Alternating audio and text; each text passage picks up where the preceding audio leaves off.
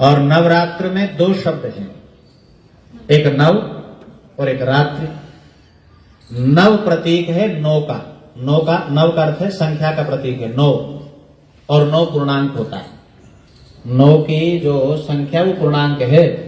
जब हम नौ का पहाड़ा देखते हैं तो आप पहाड़ा बोलते जाओ, 9 दूनी 18, 8 और 1 9, 9 तिया 27, 7 और 2 9, 9 चौका 36, 6 और 3 9, अंतिम तक चले जाओ, 9 ही मिलेगा आपको। नौ का अर्थ पूर्ण। और पूर्ण कौन है? एक मंत्र बोलते हैं, पूर्णमदः पूर्णमिदं पूर्णात् पूर्णमुदच्यते। पूर्ण केवल परमात्मा है। और रात्रि प्रतीक है अंधकार का। तो नवरात्र का वैदिक अर्थ क्या होगा कि यदि आप अपने जीवन के अंधकार को, अज्ञान को, अविद्या को दूर करना चाहते हैं, विद्या के, ज्ञान के प्रकाश को जीवन में फैलाना चाहते हैं, तो हमें परमात्मा की उपासना प्रतिदिन करनी चाहिए, केवल 9 दिन नहीं। 9 दिन पौराणिक जो मत है वो तो कहते हैं, कल एक हमारे मिश्रा जी मित्र हैं तो चर्चा परिचर्चा चल रही थी, तो कह रहे थे आचार्य जी ये 26 सितंबर से प्रारंभ हुए और अब हमारे इस अक्टूबर तक चलेंगे, 5 अक्टूबर तक, लगभग 9 दिन तक। तो उस दिन जो घट की स्थापना करते हैं उनकी अपनी मान्यता है, और कहते हैं घट की स्थापना करते हैं और उसमें जौ जो है बोते हैं, जो अंकुरित होती है, और उसमें भी कई कई धारणाएं बना ली। यदि जौ सीधी अंकुरित हो गई और भरा पूरे रूप में हो गई तो इसका अर्थ है कि आपकी खुशहाली के दिन है, और यदि जो मरी मरी हो गई, दूरी दूरी पर हो गई, तो समझ लेना दिन दुर्दिन वाले हैं, आदमी चिंता में हो जाएगा। फिर नीचे से हरी है ऊपर से पीली है तो समझ लेना कुछ दिन अच्छे बीतेंगे, कुछ दिन बुरे बीतेंगे। तो इस प्रकार की धारणा उन्होंने बनाई। लेकिन याद रख लेना, इस जौ का पूजन तो हम भी करते हैं, वैदिक स्वरूप में करते हैं और करना चाहिए, लेकिन पूजा की पद्धति वैज्ञानिक होनी चाहिए, प्रमाणिक होनी चाहिए। अच्छा ये बताओ, जो आप साकल्य सामग्री डालते हैं इसमें अन्न होते हैं कि नहीं होते? अन्न भी होते हैं, इसमें औषधियां भी होती हैं। और जो मानो सृष्टि के आदि का यदि कोई अन्न रहा होगा तो जो ही है वो। धान का सबसे ज्यादा जौ का प्रयोग किया जाता है, जिसको ज्वारा बोलते हैं। और याद रख लेना, लेकिन उनको समझाएं और उनके कहें भाई जौ तो लगाओ, अच्छी बात है, लगानी चाहिए, घट की स्थापना करो, परंतु इसको बहाना नहीं है, चढ़ाना नहीं है। कई लोगों ने धारणा बना ली कि इसको अपने 1-2 जौ को पूजा स्थल पे भी रखो, 1-2 जौ को तिजोरी में भी रख दो, कभी खाली नहीं होगी, भरी रहेगी। ऐसी ऐसी धारणा बनाई हुई है उन्होंने कि जहां जहां रखोगे वहां खुशहाली होगी, क्योंकि जो हरियाली वो खुशहाली का प्रतीक है। जब मैं गृह प्रवेश करवाता हूं और मेरे प्रेमी लोग मुझे बुलवाते हैं तो उस समय यदि हम कलश की भी स्थापना करते हैं तो प्रतीक है, एक मंत्र आता है कलश ही रूप। कलश का अर्थ क्या है? प्रतीकात्मक रूप में समझाना होता है। ये जो चित्र है ये भी हमारे प्रतीक है, पूजनीय तो है, लेकिन उनकी पूजा का रूप हमें समझना पड़ेगा अच्छी प्रकार से, और उन प्रतीकों को व्यवहार में अपनाएंगे तब लाभ होगा, और केवल पूजा पद्धति में अपनाएंगे तो लाभ नहीं होगा।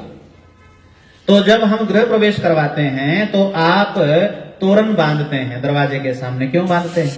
एक प्रतीक है हरियाली का। हरियाली प्रतीक है खुशहाली का, प्रसन्नता का, शांति का, सुख का, कि जीवन में सुख हो, शांति हो, प्रसन्नता हो।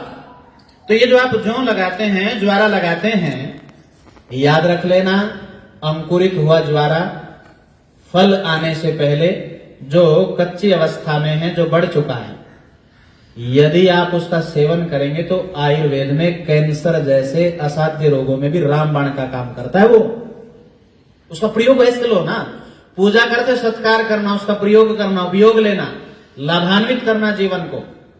तो जो है, और जो आजकल आप सिंघाड़े आटे जो है नव परंपरा में या नवरात्रि में हमारे प्राय जो सनातनी भाई हैं, जो पौराणिक परंपरा को मानते हैं और व्यवहार में उसको जान जाए तो और भी अच्छा हो जाए, तो वो आटे का प्रयोग करते हैं। तो आयुर्वेद तो यही कहता है कि आप गेहूं के अपेक्षा यदि दूसरे आटे प्रयोग करेंगे तो सुपाच्य है वो। गेहूं का आटा इतना जल्दी पचता नहीं है। अब सर्दी आ जाएगी, बाजरे की रोटी खाओ, मना कौन करता है? मक्की की रोटी खाओ, आप सुपाच्य होती है, बलिष्ठ होती है। और सिंगाड़े का आटा आयुर्वेद कहता है हृदय रोग में, शुगर में और गठिया में रामबाण का काम करता है। वैसे ही आटे में जब आप भोजन करते तो वो करना भी पड़ेगा जीने के लिए। अन्नम वही प्राण, प्राण अन्न होगा तो प्राणों की सुरक्षा होगी। तो अन्न हमारा सात्विक हो, व्यवहारिक हो, प्राकृतिक हो और हमारे जीवन के लिए उपयोगी हो, लाभकारी। तो इसलिए जब आप अन्न खाते हो ना तो गेहूं के साथ 4-5 अन्न मिला लिया, उसमें चना मिला लो, उसमें और पदार्थ आप उसमें ज्वार मिला लो, उसमें आप बाजरा मिला लो, सिंघाड़ा मिला लो, जो है रागी मिला लो, कितना लाभ होगा आपको। करके तो देखो आप, आहार भी एक चिकित्सा है। तो इसलिए मैं तो एक निवेदन करूंगा कि जो जौ आदि है, ज्वारा है, यदि आप लगाते हो, घर में लगाते हो, हरियाली खुशहाली का प्रतीक है, अच्छी लगती है सामने। और अपने घर के सामने तो वैसे भी हमारी बहन बैठी हैं वहां लेखी जी, वो अपने रामदेव जी कहते हैं कि औषधीय पौधे तो वैसे घर के सामने होने चाहिए, अच्छा लगता है, लाभ भी होता है, उसका प्रयोग करो। तुलसी के लोग पूजा करते हैं, पूजा अर्चना कब होगी, तुलसी का प्रयोग करो ना व्यवहार में, तो लाभ होगा आपको।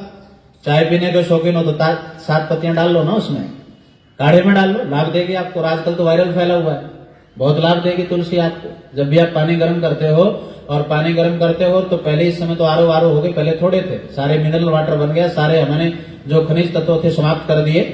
पहले हमारे ऋषि लोग क्या करते थे, यही तो करते थे, मिट्टी का घड़ा सबसे बढ़िया है, मिट्टी के पोषक तत्व आ गए उसमें। आज कोई घड़े में नहीं रखता, स्टील आ गया। और स्टील क्या आ गया, तो घरों में बर्तन वो हैं जो कैदियों को दिए जाते हैं, एल्यूमिनियम के, जो जहर है। पहले यदि मिट्टी के होते और अच्छे, अरे कम से कम रखने तो स्टील के ही रख लो, या अन्य पात्र रख लो, तांबे का रख लो जल के लिए।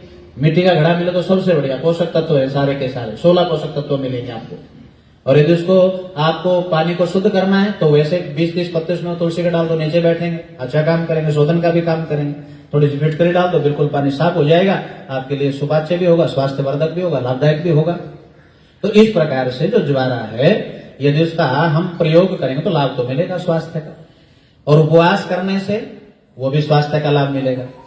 इसलिए हम प्रयास करें, ये नवरात्रों में 9 दिन ही नहीं, कई बार मुझे बुला लिया कौशिक साहब ने, मैंने कहा भाई 9 दिन दुर्गा और 10वें दिन मुर्गा है, 9 दिन तो उपवास करते हैं साहब, हमने तो लहसुन भी नहीं खाना, प्याज भी नहीं खाना, इतने सात्विक बनते, और 10वें दिन फिर रगड़ना शुरू कर देते हैं जिसको रगड़ना चाहते हैं। ये कोई भक्ति नहीं है। भक्ति का अर्थ है, भक्ति का अर्थ ऋषि दयानंद से कितना सुंदर उदाहरण देते हैं ऋषिवर, एक शब्द में समेट दिया। भक्ति, आप उपासना के मंत्र बोलते हैं, उसमें आता भक्ति, खोल दिया। अर्थात, जहां ऋषि अर्थात लगाते हैं ना, समझ लेना, गहरा शब्द खोलना चाहते हैं। भक्ति अर्थात ईश्वर की आज्ञा का पालन करना, ये भक्ति, परमात्मा की आज्ञा का पालन करना, ये भक्ति। तो इसलिए हम अपने बुद्धि के कपाट को खोलें। तो इसलिए जो जय माता दी, तो कहने का अर्थ है कि ये जो मूर्तियां हैं, ये एक शिल्प विद्या की देन है। हमारे यहां बड़े शिल्पकार हुए हैं, रामायण काल में भी। जो हमारा रावण थे, उन्होंने अशोक वाटिका में सीता को बरगलाने के लिए, बहकाने के लिए क्या किया, एक ऐसी मूर्ति का निर्माण किया, रामचंद्र जी के चित्र का, और कटा हुआ सिर जो है थाली में भेज दिया, मानो असली सिर हो। कई बार ऐसे चित्रकार हमारे होते हैं, मानो मूर्ति जो है ना, वो देखोगे आप बड़े ध्यान से, विस्मित हो जाते व्यक्ति, अरे कितनी सुंदर मूर्ति बनाए। सुंदरता तो है, इसमें क्या बात है, सुंदरता का जो प्रशंसा योग्य प्रशंसा करो, सुंदर है मूर्ति, सुंदर होती है, बहुत सुंदर होती है। तो कहने का भाव है कि जब वो देखा, लेकिन वो जान चुकी थी मूर्ति कला का एक प्रारूप है। ऐसे मेघनाथ ने जो युद्ध हुआ था उस समय ऐसा ही भाव दिखाया, नकली सीता बनाई, उसको काट दिया, जो पवित्र कट गया, राम को विस्मित करने के, लेकिन राम समझ गया बहका रहा है मुझे। तो लेकिन बाद में जैनियों के पश्चात थोड़ा सा बिगाड़ के आया कि हमने अपने देवी देवताओं की मूर्तियां बनाना प्रारंभ कर दी। याद रख लेना, मूर्ति पूजन चला है जैन मत से, वहां से हमने देवी देवताओं की मूर्ति बनाना शुरू कर दिया। तो यानी कहने का अर्थ है कि अभी भजन गा रहे थे ना कि मूर्त में भी भगवान है और फूलों में भी भगवान है, भगवान को भगवान पर कैसे चढ़ाएं, अजब हैरान हूं भगवान तुम्हें क्यों कर रिझाऊं मैं। तो ये जो मूर्ति हमने बनाई देवी देवताओं की, वो देवता तो सब सत्कार के योग्य तो हैं। कौन कहता है आर्य समाज शिव जी को नहीं मानता, मानता है। कौन कहता है आर्य समाज श्री राम को नहीं मानता, वास्तविक रूप में मानता है।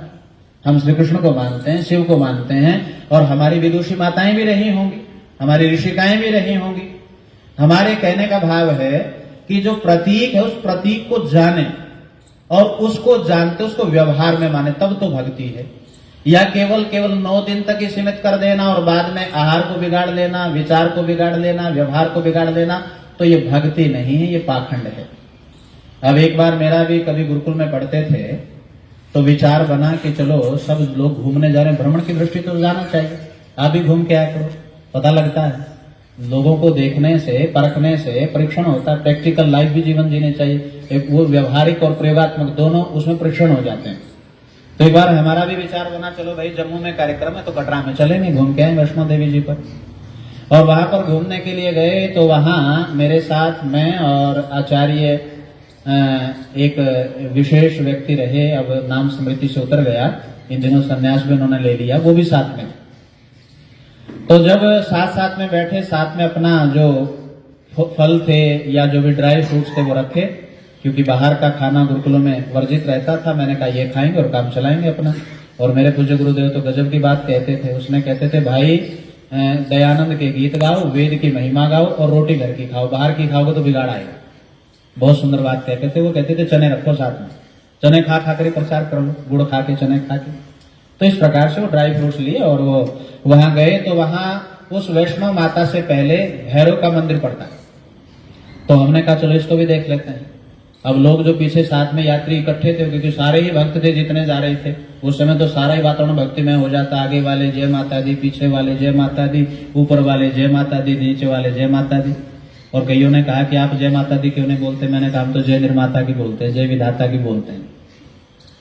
तो खैर उन्होंने कहा कि अरे आप कहाँ जा रहे हो? मैंने कहा भैरव का मंदिर है देख रहा हूं। उसने कहा अरे पाप लगेगा। मैंने कहा क्यों?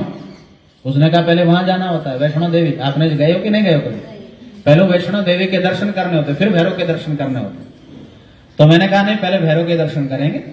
अब भैरव के दर्शन करने वहां जब यात्रा थी, बड़ी लंबी थी, और जब वहां भैरव के मंदिर में पहुंचे तो उस समय भूख भी लग गई। मैंने आचार्य जी से कहा आचार्य जी चलो चना चबेना अपना जो भी लिया थोड़ा सा चबा लेते हैं, भूख बहुत लगी। और युवावस्था में तो वैसे भूख लगती है। उसने कहा खा लेते हैं बैठ। जब हम खाने लगे तो जो वैष्णो देवी से भैरव के दर्शन के लिए आ रहे थे उन्होंने कहा कमाल के आदमी हो, भोग लगाया नहीं, वो खाने शुरू हो गए। मैंने कहा भाई अपना ही भोग लगा ले, परमात्मा का वास्तविक मंदिर तो यही है जहां मन भी और इंद्रियां भी। वहां तो पता नहीं खाएगा कि नहीं खाएगा, इसमें जो भोग लगाएंगे हम जरूर खाएंगे। और खाएंगे नहीं, साथ हाथ में भी बनेंगे। तो इसलिए जीते जी को खिलाओ। अभी नवरात्रों से पहले कौन सा पक्ष चला? श्राद्ध पक्ष चला है, पितरों का पूजन किया। मैं तो कई बार कहा करता हूँ पितरों को पूजन करने वाले से, लाला जी ये बताओ जीते जी पानी का गिलास पिलाए कि नहीं पिलाए? मुख्य बात तो ये। अरे जीते जी सेवा की कि नहीं की? जीते जी ही सेवा होती है। सत्कार करोगे तो वो सत्कार योग्य भी होता है, स्वीकार भी होता है, आशीर्वाद भी मिलता है। पानी दोगे तो पानी भी पिएंगे, भोजन दोगे तो भोजन भी करेंगे, वस्त्र पहनाओगे तो वस्त्र भी पहनेंगे। और मरने के बाद क्या? कुछ नहीं रहता, लीला ही समाप्त हो गई जीवन की। तो मैंने कहा हम तो भाई वास्तविक भोग लगा रहे हैं, जहां आत्मा वहां परमात्मा, मेरे अंदर आत्मा है, वही परमात्मा बैठे हैं, हृदय प्रदेश में बैठे हैं, कण कण में विद्यमान है। और तुम माता कहते हो, हम तो प्रतिदिन कहते, तुम तो केवल 9 दिन बोलते हो जय माता दी, हम तो प्रतिदिन बोलते हैं। क्या बोलते हैं? त्वमेव माता पिता त्वमेव, श्लोक का गायन करते हैं। और एक वेद का मंत्र आता है, त्वम ही न पिता वसो त्वम माता शतक्रतो बभुविथ आधाते सुमन में महे। वह वसु भी है, वह पिता भी है, वह माता भी है, सबसे बड़ा मालिक है, सबको आश्रय देने वाला है, सबको आशीर्वाद देने वाला है, सबके जीवन का निर्माण करने वाला। उससे बड़ा दुनिया में कोई नहीं। आधाते सुमन में महे, उससे बड़ा दुनिया में कोई नहीं, भगवान जैसा कोई नहीं। एक बार पथिक जी ने लिखा था बहुत सुंदर पंक्तियां, जब सब रिश्तेदार तोड़कर प्यार अगर मुख मोड़ चुके हों, तुझको संकट काल में बिगड़ा हाल समझकर छोड़ चुके हों, कड़े वक्त में भी साथी परमात्मा है, भगवान जैसा कोई नहीं। मैंने कहा भगवान तो कण कण में व्याप्त है, तुमने कण कण को भगवान